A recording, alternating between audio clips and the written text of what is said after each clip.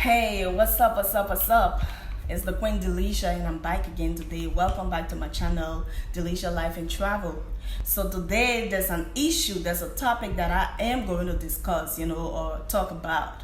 And it concerns a Liberian artist. The internet has been buzzing with this particular topic. It has been trending concerning a Liberian artist that was invited to go and perform at the One Africa festival. So over the weekend, one of Liberia's biggest name was invited to go and perform at the One Africa Fest in person of Kobazzie, the Loma boy. So you can check him out. He's one of Liberia's biggest artists. So you can just type that name in, Kobazzie, Kobazzie, something like that. Yeah, he has some hit songs like Drink on Me, Bounce, Make It Bounce. He even featured Davido on this particular song, so you can check it out. And he has another one, it's a banger also, called Proper Life. So he was invited to go and perform on that show. And according to him, he took to Facebook and Instagram. He made a post. He said he was disrespected, his country was disrespected. I am going to make the post of what he wrote later on. His country was disrespected because when he got to the program, the organizer, told him that he got there with his DJ plus his cameraman. But then he was told that he could only enter with only one person. The both of them couldn't enter together with him. And he said, why not? The organizer said, no, the three of them couldn't enter. So they had to go back and forth. And then he said that the organizer told him that his country is not even recognized. Liberia is not even recognized. So it made him mad. And he said he would not perform on the show again. He won't perform because his country was disrespected. Now, there has been some back and forth about this particular topic. I think that this topic is debatable because then the question arises, who booked this contract for Kobazzie? And what was the agreement? What was the condition set? What was, the agreement and arrangement on this particular contract? And was it spelled out to him? So, asking these kind of questions, we were directed to Jamal Sompong, who, kind of booked the contract for him. So Jamal, he had to come out to, defend himself. I listened to his live. He had a live on Facebook, and he said in his live that at first he didn't want to address the issue because he thought that it was a publicity stunt. So he was just sitting back and watching. But it started to get serious, so he knew that he had to come out to defend himself and say exactly what happened. Because to every story, there's two sides. Most often people say there's two sides, but I like to say three sides. My side, your side, and the truth. So that's what I like to think. Anyways, he talked to Facebook Live and he said that he told Kobazzie that the organizers said an artist plus one. An artist plus one. So that means Kobazzie knew already that he was only supposed to go with him plus one other person. That's what he was entitled to. Jamal also stated that, Kobazzie went with three other persons. So they were kind of like four in total. Kobazzie plus three other persons. Maybe the DJ, the cameraman, and some other person. I don't know. But that's what Jamal said. So now the question is, Jamal said Kobazzie knew about the arrangement that he was entitled to only one person. So why did Kobazzie then carry three other persons behind him? And now he's demanding that these people enter. They said only one act. You, the artist, plus one. So you have to make your choice. And whoever books a contract for you has to lay out everything that was mentioned in the contract or the agreement, so that you, the artist, you can know exactly what you are walking into. And if it suits you, you say okay. If not, if you have any doubt or any problem with what is being spelled out, you say it to the person. You say it to the person who booked, the contract for you. Look, I'll give you an example of what we do out here in China. Yeah, so listen, what we do out here, or what is done out here, because I've performed out here in China, Asia, some other few countries out here in Asia. So what is done? What my management always do is that they go out there, they look for gigs and everything.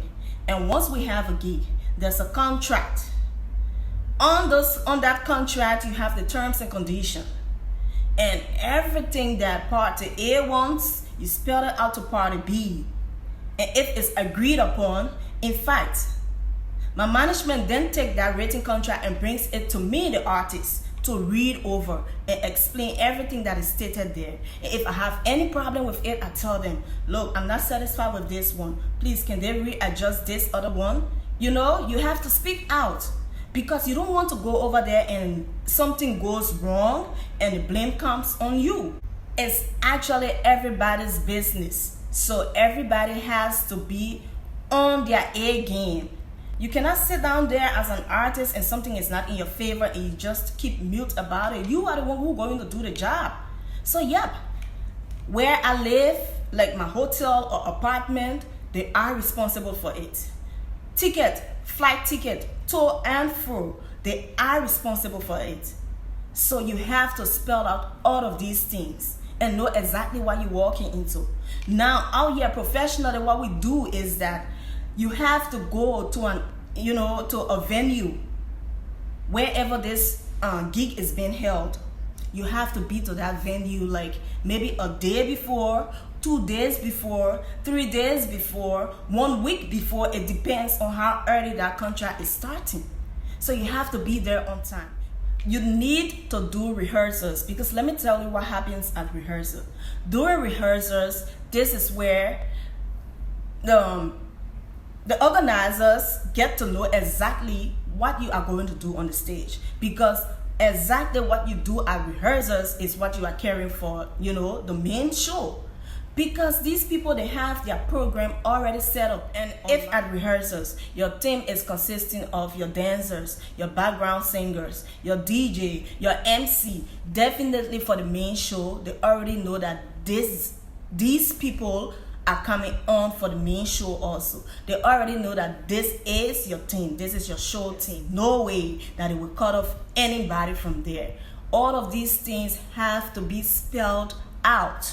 Everybody needs to know their place.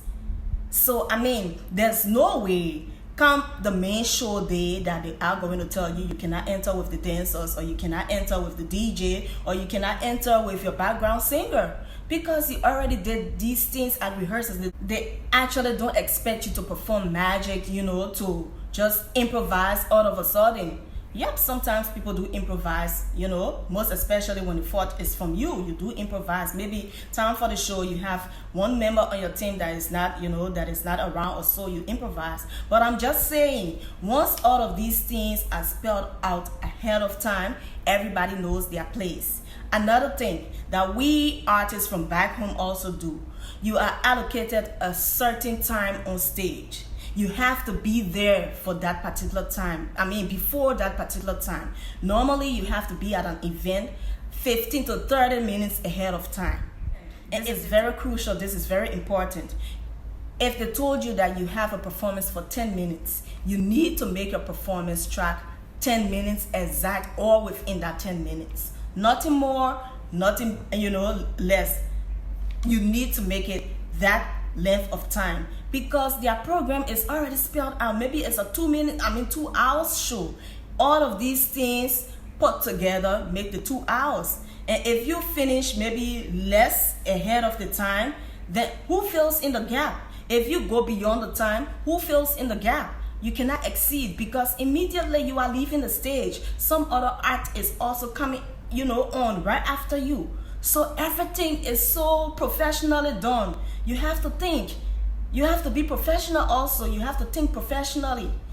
Yeah, you cannot keep doing things like back home. You outside, you have to open up your mind. So that thing that most of us artists back home would do when you get on the stage, you be like, DJ, DJ, stop the music, DJ, DJ, track one. You need to get rid of that attitude. It's not your personal concert. When you're having your concert, you can do whatever you want to do. And even at your own concert, you need to rehearse all of these things with your DJs and everything.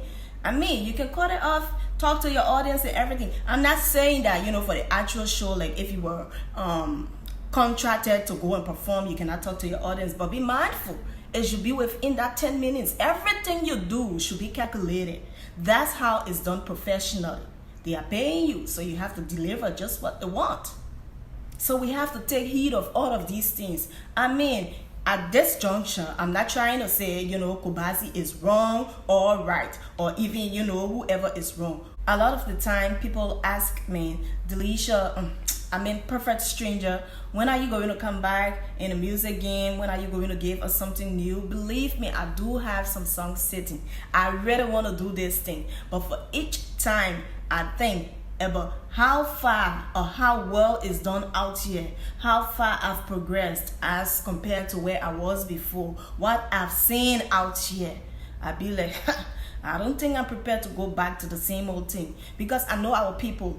If I go back and start to tell them, hey, I want, when I'm on the stage, I need this to be in the spotlight, I need the light to be on me, I need the smoke screen, I need this, I need that, I need a clear microphone, even if I'm sounding whack, I want to hear myself sounding whack or good or whatever. I need all of those things. They will be like, what is she trying to prove? Who she thinks she is? What is she trying to prove? Why all of those demands and everything? But I'm only asking for something that I know should be provided, because I know what it's supposed to be like. So I'm just taking it cool for now. I am going to come back, maybe as a sponsor or manager or whatever, but I am still going to contribute in whatever way that I can contribute. This had to be done. Yep, but on a more serious note, this is it. So it remains, and these are just my thought on the entire issue.